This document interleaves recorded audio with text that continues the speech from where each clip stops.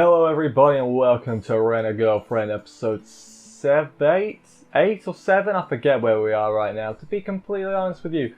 Anime review. So, we learned more about Ruka this week, a little bit. I mean, she almost flipped her personality completely and I can't decide if I like her or not. It's really annoying. Like, I think I do like her, but I don't know if she's best. I don't think she's better than Chizuru, but she's certainly better than Mami. But that's not much of an achievement. That's just, you have to exist to be better than Mami.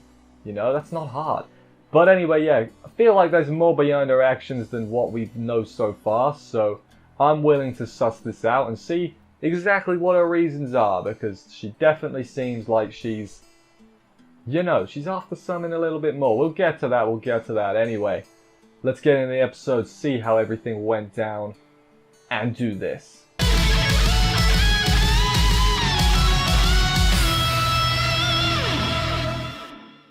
We pick up where we left off with Kazuya being a stupid idiot and following Ruka down the stairs to the thing.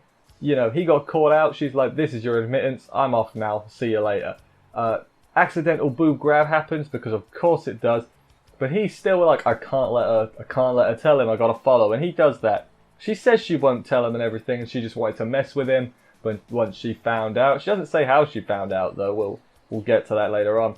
And he tells her basically his whole story about, hey, you know, like, I was really sad after my first girlfriend left me. And it's like, alright, man, she's just some random girl on the street. Do you tell this thing to everyone? Like, some old lady could say hello to you and he'd just be like, my first girlfriend dumped me after a month. It was horrible. And then he asks her to basically promise on recording that she won't tell. Just because it's a recording, that doesn't mean she won't tell. Like, you know, that's not exactly how it works, but whatever. And then she gets all annoyed at him, because she thought that everybody using the rentals was super superficial and like he's a nice guy, and that goes against everything she knows about these sorts of people, and she doesn't quite get it. Then she falls down some big old steps, so you know, a little bit more than just falling over. He tries to, he does save her. He cradles her neck so she doesn't bonk her head and everything. Kazuya's a good guy, really. He's a good guy. Then he does more begging. He's like, please, Chizuru will be you'll be in right trouble if people find out. You gotta keep it a secret, man.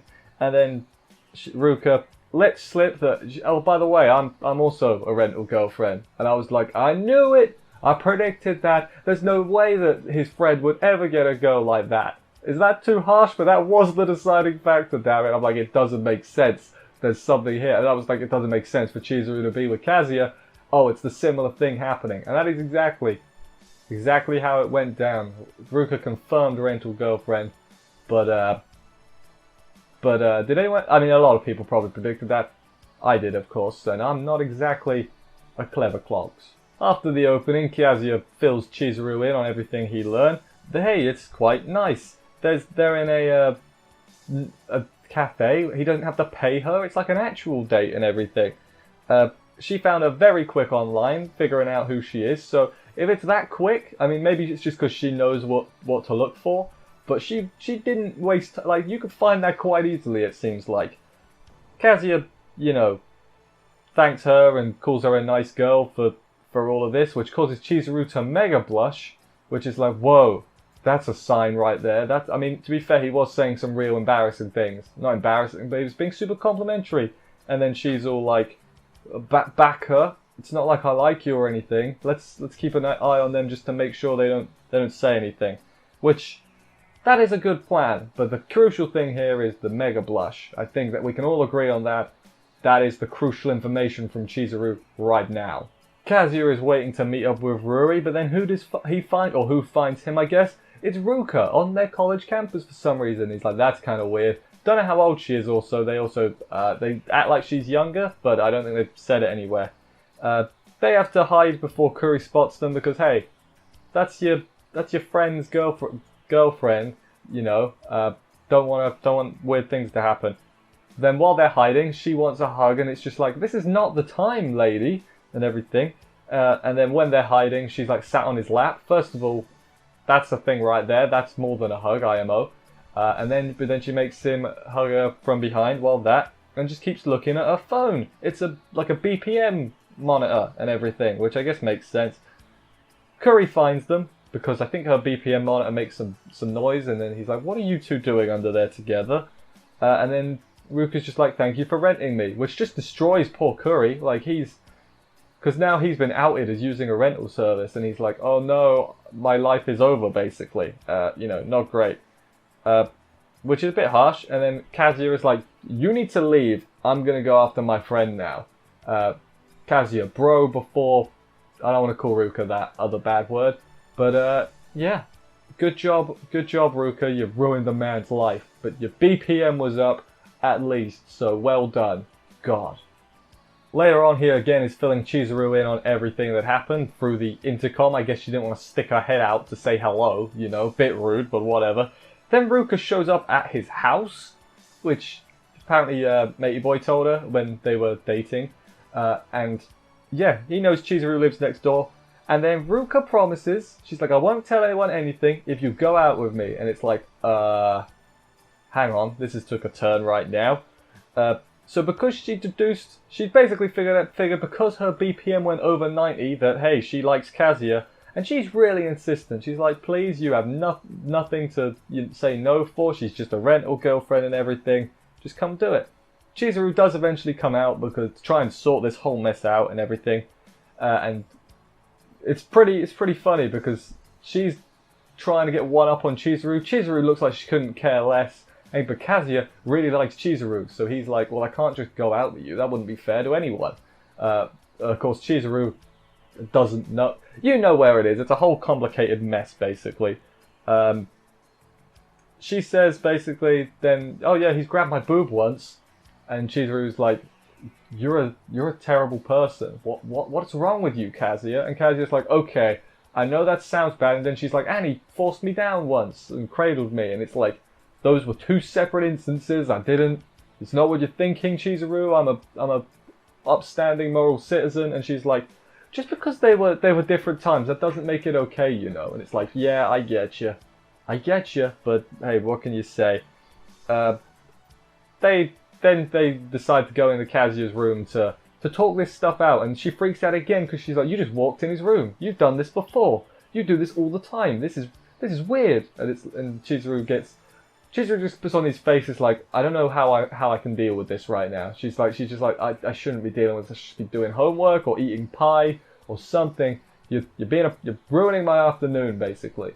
They kick Ruka out of the room for like, "No, just let us speak for like 5 minutes, please. Just 5 minutes." And she complies, thankfully, but not before she was like trying to sidle up right close to him. And I'm like, this is weird. She's trying way too hard, That is exactly what it is. I feel like there must be a reason she's trying so hard. I don't want to just believe that's just why she's doing it. But hey, whatever. Basically, they have a discussion. They're like, "All right, Kazuya, do you like her?" And Kazuya's like, well, no, I like you, Chiz." Well, he doesn't say any of this, but he's like, "No, it wouldn't be fair," and all that. After the discussion, she decides, "Hey, yeah, you probably shouldn't go out with her because that's not fair and everything." Why though? Because he's like, "Oh, I thought you said I should just get a girlfriend." And she's like, "Bro, I know you don't want to get a girlfriend like this. This isn't exactly typical." And he's like, "Yeah, you're right. Kazuya has a plan so she doesn't spill the beans. He's going to tell Curry the truth, which is, I think, a good plan because he's like, "I know your secret, and then you'll know my secret. So then we both have one up on each other. So neither of us can spill the beans because then the other one will just tell their secret." Like, that's a good way of doing it. Because at the moment, Curry's terrified that Kazuya's going to tell his secret. So all he's got to be like is like, "Bro, I can't tell your secret because then you'll tell my secret." See, it works like that. Then Parkour Master Kazuya jumps out the window onto a tree and falls out of the tree. Ruka sees this and gets all sad and is like, "You wouldn't understand, Chizuru. I've been looking for a long time." And I'm like, For what? Your BPM to go up? Like, what? Am I missing something here? Or is it just not been revealed yet? Like, I feel like you may be doing this a bit wrong, Ruka. That's just me, though. But yeah, Kazuya falls out of the tree and breaks, like, his back. Is the interesting thing to... Interesting? It's the key thing to note, because he's not a parkour master. If we just have Kazuya doing parkour the rest of the series, that would be ideal, I think, anyway. Ruka catches up to Kazuya, tackles him to the ground. He's just injured his back, Ruka. Be a bit more sensible, yeah? And basically he says, please leave me alone. I don't want to. No, stop. He can't do this to Curry. It basically says, even if she does like him that much, which, you know, he's not sure about because no one's ever liked him before. That's kind of weird. He's like, I couldn't do that to my friend anyway. And then she starts crying. It's like, do you have to be so adamant about it? And, you know, I was like, oh, those are proper tears. Because I wasn't feeling it until now. But then I was like, oh, those are real tears. Those aren't crocodile tears at all. They're real.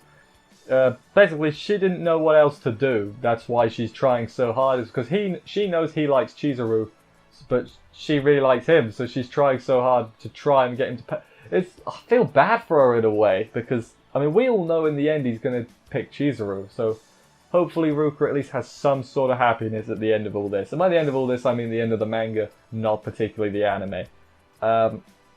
Chizuru now pulls him to the side and is like, alright, now you have to go out with her. And he's like, you flipped.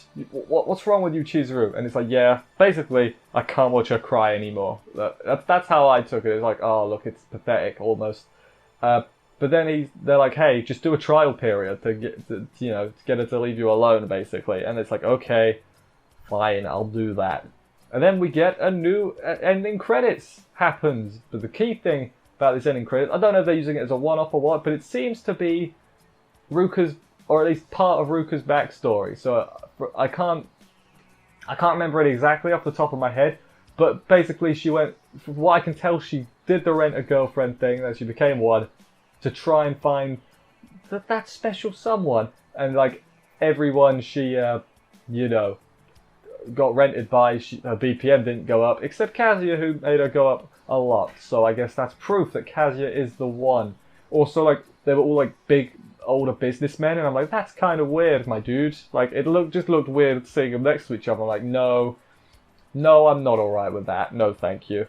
But then after the credits, he's basically like, fine, Ruka, we'll go out. We can do that. So, I mean, he has to tell Curry something, because like, yeah, I'm going out with your girlfriend now. I mean, luckily Curry didn't introduce her to the rest of the group, because that would be a whole other situation. Also, does he even tell the rest of the group? Because they still think he's going out with Chizuru. So, God, he's got himself in a right muddle. What's he going to do? I have no idea, but it's exciting. It's exciting? Is that the right... That's the word we'll use. We'll use the word exciting. But anyway, what was my favourite part of the episode, though? That's the real question. My favourite part, I turn into a real harsh monster. So basically, it's Ruka just destroying Kiri's whole career. Or Curry's whole career, basically. It was just such a oh man kind of moment. But yeah, it was good. I liked it a lot. Just I don't mind Curry. He's just a stooge, Jenny. He's just like me. I'm a little guy, you know. Don't particularly care about him. So it was a funny joke. I also considered probably in hindsight should have done the end bit where she knows she's going about this wrong, but you know, she's trying too hard, but that's what she's got to do. Should have probably gone for that, but hey, Curry getting destroyed is up there as well. Anyway, thank you for watching this review. I enjoyed this episode. I enjoy every episode. Oh, pardon me. I enjoy every episode, but at this point I'm pretty much admitting to the fact that I like this kind of trash. It's great. It's so good. I love it. Anyway, I will see you next week for another episode of this. Hopefully they can have some shenanigans. I think that's what will happening next week, is just shenanigans with Ruka, which is exciting, obviously. I will see you next week for that. Take care, and bye, guys.